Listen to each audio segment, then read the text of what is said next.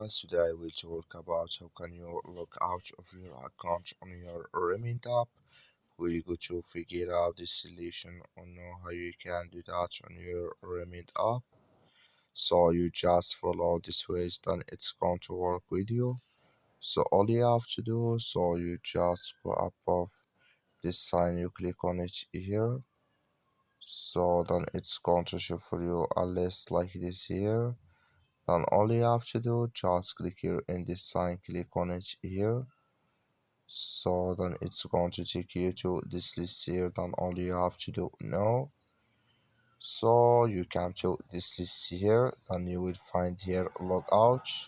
Just click on it. So then automatically it's going to take you out of your account. So that's all you have to do to log out of your account. That's all. Thank you for watching. Don't forget to support us by liking and subscribe.